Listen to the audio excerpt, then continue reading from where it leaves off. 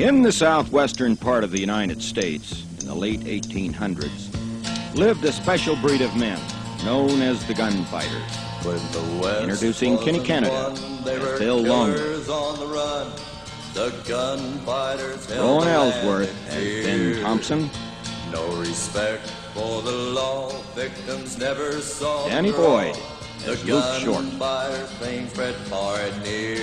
Kenny Canada as John King Fisher. Ben Thompson, born in 1843 at Lockhart, Texas. He led an uneventful childhood and became a printer in his late teens. In his early 20s, life looked pretty dull to Ben, with not much to look forward to outside of a wife and kids, and maybe printing a risque book or two. With his thirst for gambling and heavy reliance on his hunches, he soon became restless. Because he and his brother Bill were constantly practicing with their weapons behind the barn, Ben had no qualms about taking to the trail. And one day he just up and left Lockhart. Forever. Any man who rode the trail had to be constantly on his guard. Snakes, scorpions, and insects were just the normal hazards encountered. The most dangerous and the ones to be really feared were the bad men who'd spit on your dead body after they'd stripped it clean. If you had gold fillings, they'd rip out the teeth and melt the gold out later. These weren't men, they were parasites who lived to prey on others.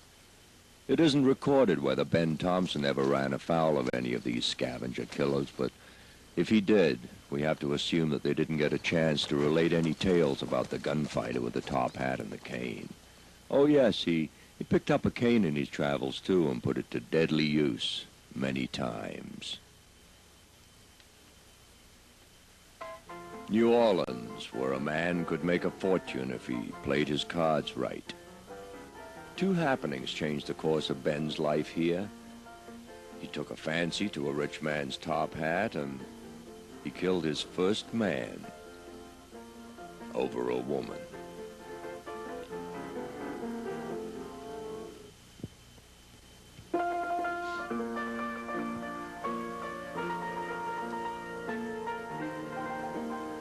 Poker was Ben's favorite game, and his deadpan expression never let his opponents in a card game or in a duel warn them what his intentions were. It paid off for him in many ways.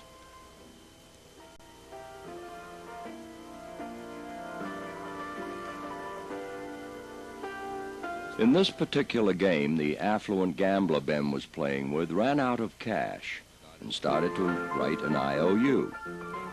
Ben had been admiring the man's hat as the game progressed, and he told him that he would accept it in place of his IOU. The gambler thought Ben was joking at first, but at Ben's insistence, placed his hat on the pile of money. After all, he would be putting it back on his own head in short order. He had the winning hand, didn't he? After the other gamblers passed, the man showed his full house and eagerly reached for the big pot. His gloating was short-lived, however, as Ben exposed his own hand, 4 sixes.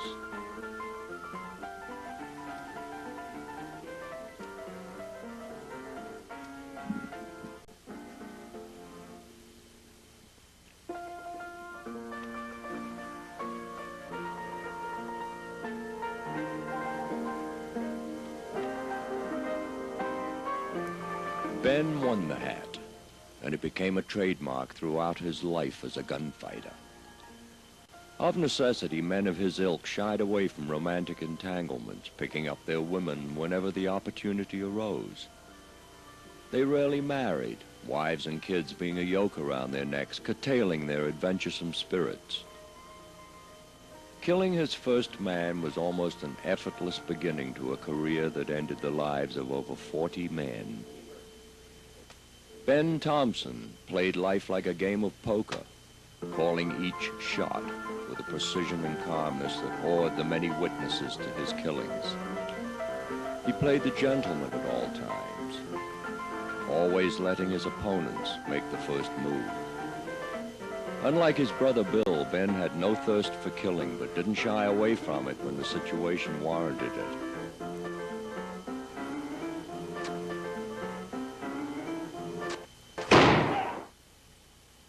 Among the many great gunfighters, Bat Masterson was quoted as saying that he thought that Ben Thompson was the most accurate, fastest gunslinger in the West.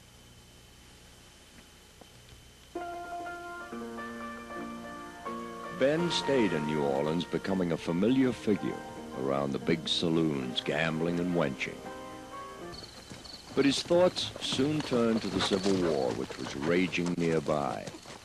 He heard that Colonel Baylor's Confederate regiment was camped near Austin and left to join up. Baylor, realizing it would be nearly impossible to recruit a regiment in the West, got his men by setting up the biggest buffalo hunt ever attempted. Calling for 1,000 men to join him and bring their own weapons, Baylor finally whipped them into a fighting force to be reckoned with. Maybe it was only a ragtag army with no uniforms supplied, but they wound up establishing the Arizona Territory for the Confederate cause.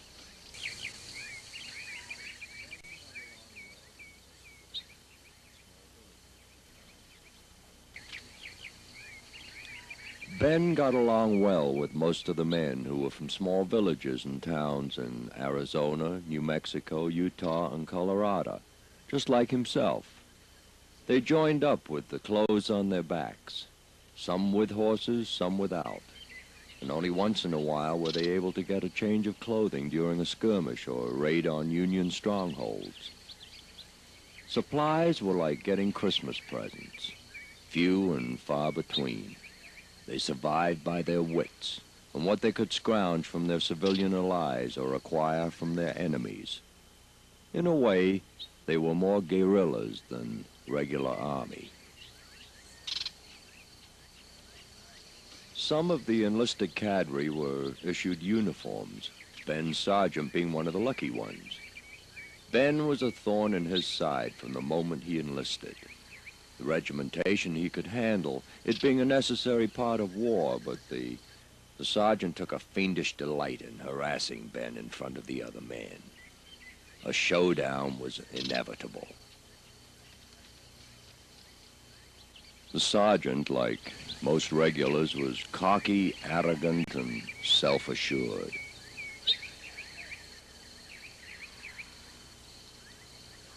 He laughed as Ben told him to draw. He'd teach this rookie a lesson he'd never forget. Fumbling for his pistol, he was no match for Ben Thompson.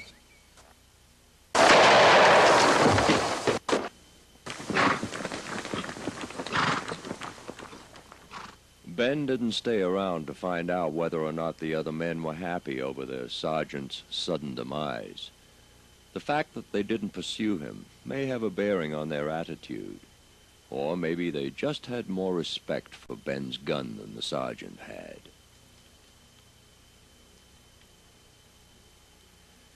He deserted then and there, deciding that he'd had enough of army life. There is no record of his being confronted with his desertion or killing his sergeant. And with their cause losing ground rapidly, the Confederate Army had far more serious problems to face. Hitting the trail again, he headed for Austin to freshen up and decide what he was going to do next. Gunfighters like Ben all had one thing in common, a thorough understanding of the capabilities and logistics of their weapons, what they could do and what they could not do with them. Always on the lookout for superior pistols, they had an advantage over most other men: time.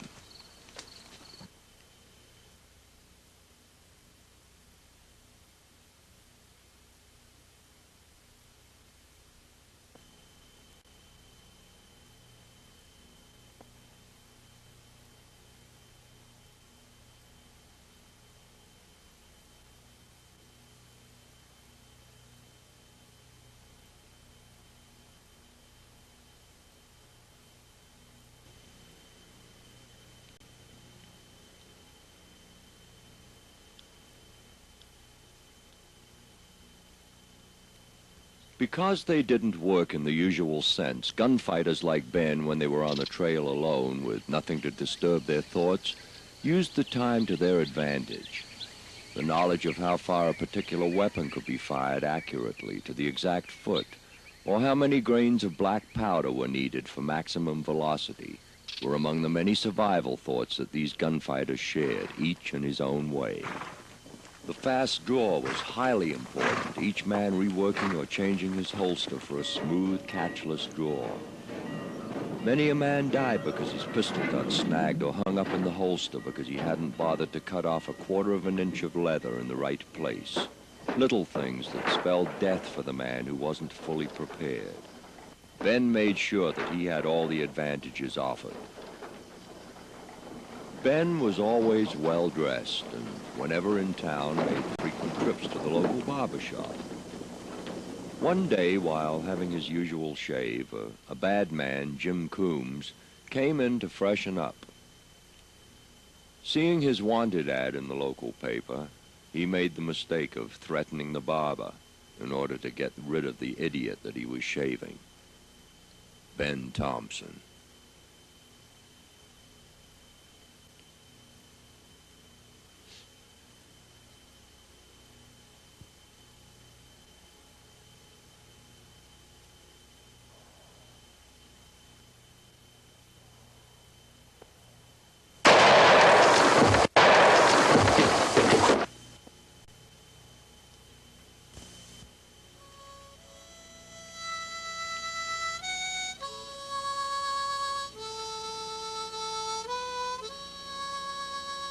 Ben didn't realize until later whom he had killed. By this time, he was beginning to lose count. With hardly a glance at his victim, who had dared to cause the barber to nick his face with a razor, Ben leisurely spruced himself up and took his leave. He headed south for the border, having heard that Emperor Maximilian was looking for American sharpshooters to train and fight with his forces in Mexico. Ben figured that he could be useful to the Emperor inasmuch as he had just served a brief hitch with the Confederate Army. He could have gone on to become one of the great bank robbers of his day, but whether from his religious upbringing or personal morals, there are no recorded instances of him ever having used his gunslinging abilities to gain his fortune illegally. Having no other skills besides printing, and with his love for the outdoors and desire to travel, he just seemed to fall into the life of the gunfighter. His gambling was a very personal and calculated expression of his life. He was not a cheat, as were so many of the men that he played with, and he probably took great satisfaction in ridding the world of a few of these undesirable characters.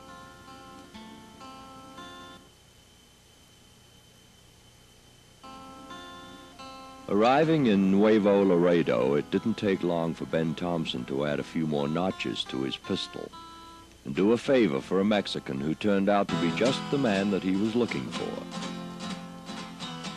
Maximilian, like the Confederate Army, didn't have the funds to supply most of his men with the lavish and colorful uniforms that some of his troops wore. Ben had no way of knowing ahead of time that he saved the life of one of Maximilian's recruiters. Another insight into this gunfighter's psychological makeup, coming to the aid of a stranger when the odds were against him. He was a firm believer in playing his hunches without questioning them. 3-to-1 odds seemed an easy gamble to Ben as he gunned down 2 of the bandidos and took the other one in the throat with his cane.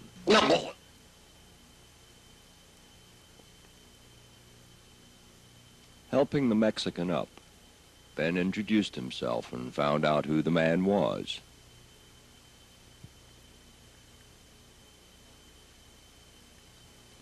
Over a bottle of tequila, Ben's first priority was reloading his pistol.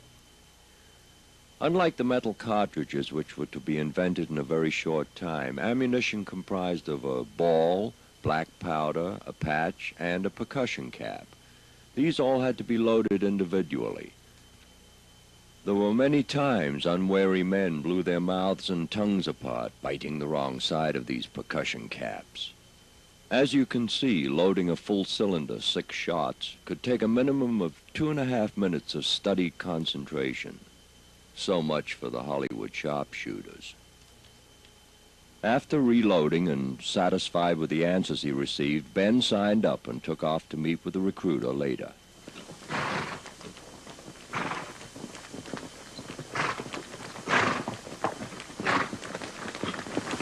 Long to wait at the appointed spot as the Mexican sergeant arrived with 2 of his soldiers. The sergeant had probably filled them in on Ben's lightning draw and how his life had been saved. They all circled Ben and gave this gringo the once-over. The sergeant then introduced him to the others.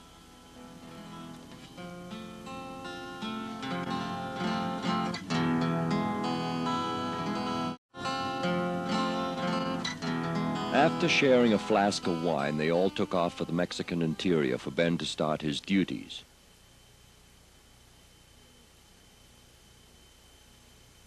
These men were eagerly looking forward to having a professional gunfighter of Ben Thompson's caliber train them and fight with them. Unfortunately, it was a wasted trip for Ben. The news reached his training camp that Emperor Maximilian had been executed before he hardly had time to make any headway with the local lovely ladies, let alone teach any of the men how to fast draw. His newly acquired friend, the Mexican sergeant, rode with Ben back to the border, paying him off and thanking him for his help, even if it had been short-lived.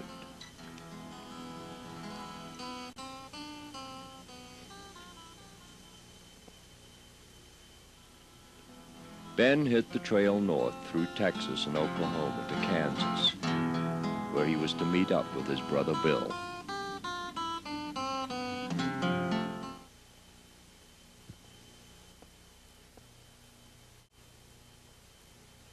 Bill Thompson had sent word to his brother Ben to meet him in Kansas. His escapades in the area had left a trail of dead men behind him. Unlike Ben, Bill reveled in gunplay just for the sake of killing. They met and camped at the outskirts of Ellsworth, Kansas. Catching up on each other's adventures, they decided to team up for a while, and it is said that during their brief sojourn together, they raised quite a bit of hell, and between them shot down at least 25 men. While they were talking over old times, they were not aware of being watched. Hidden in the bushes, one of Sheriff Whitney's sons watched these strangers, trying to determine if they were a threat to his small town. Wireless was not to be invented until 1895, so the only means of communication between towns and villages was by couriers on horseback, who oftentimes carried the mailbags, or by stagecoach. This made small settlements easy prey for men intent on robbery and looting, so it forced everyone to be extremely cautious of strangers in the area. Being a sheriff's son, the young man kept cool and studied Ben and Bill. Anything that he could learn about them while they were off guard would help his father determine what action to take. Getting more suspicious as he watched Ben and Bill, seeing the variety of their weapons and their obvious intention to start into town, the young man was about to leave when Ben began putting on his coat and his now famous top hat. Ben's fame had preceded him to Ellsworth. The youth knew who he was, and he wasn't going to stick around and get caught by these killers. After having checked their equipment, Ben and Bill proceeded into Ellsworth at a leisurely pace, little realizing that their presence had been spotted. The odds of anyone finding their camp were pretty slim. The only reason the boy had found them were the curls of smoke that he had seen in the air and had gone to investigate. With no fire going, Ben and Bill gave no thought to it being discovered. All that Ben and Bill were anticipating were a hot tub, a change of underwear, a shave, and a general freshening up, and maybe a little dallying with the local bar girls. The youngster was hightailing it back into town to tell his father the disturbing news. The outskirts of Ellsworth, where the sheriff's office was located, was not unlike most western towns, infested with weeds in a run-down-looking condition. A center for the outlying ranchers and cowboys to come get their supplies and whoop it up on the weekend. Until the railroads and the wireless really opened up the West, these small communities more or less had to shift for themselves. As soon as Sheriff C.B. Whitney saw his son galloping into town, he knew that something was up. When his excited boy quickly explained who was coming, the sheriff lost no time in setting up his defenses. Not that Ben was the type who initiated violence, but the sheriff was taking no chances with his ruthless brother Bill.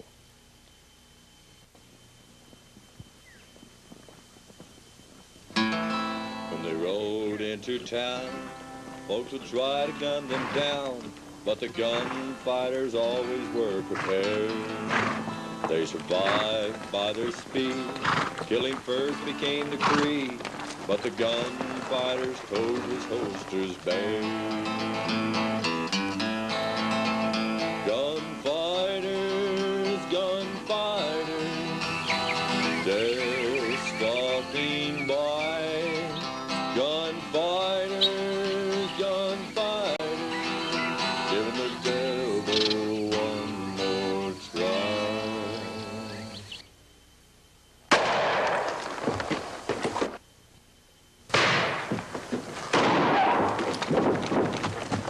With both the sheriff and one of his deputies dead at his brother's hand, Ben started getting mad.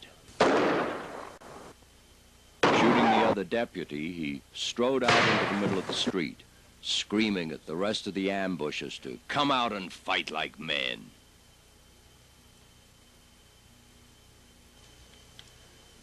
In the meantime, a young man ran into the back of the mayor's office. He was unarmed. The mayor was reluctant, but gave in and supplied the young man with what he asked for. Checking the pistols quickly but carefully, he took a deep breath. Without hesitation, left the mayor's office. While Ben was taunting the rest of the scared townspeople, young Wyatt Earp strode up quickly behind him. Hearing the clicks and the youthful voice behind him, Ben followed one of his strange hunches and let Wyatt Earp disarm him and lead him off to jail. This was one of the rare times that Ben was ever completely taken by surprise. As mad as he was at the ambush, he was calm enough to follow his hunch and thereby save his own life. It's possible that with Ben's speed and lightning reflexes, he might have turned and killed Wyatt, but his own body would have received at least one bullet from Wyatt's guns. Had this happened, Wyatt Earp's name would never have become world-renowned. The big difference between Bill and Ben was clearly evident as Bill fled town. Ben would probably have burst into jail with guns blazing to get his brother out. Ben was given a swift trial, and after hearing the evidence, the circuit judge gave his verdict.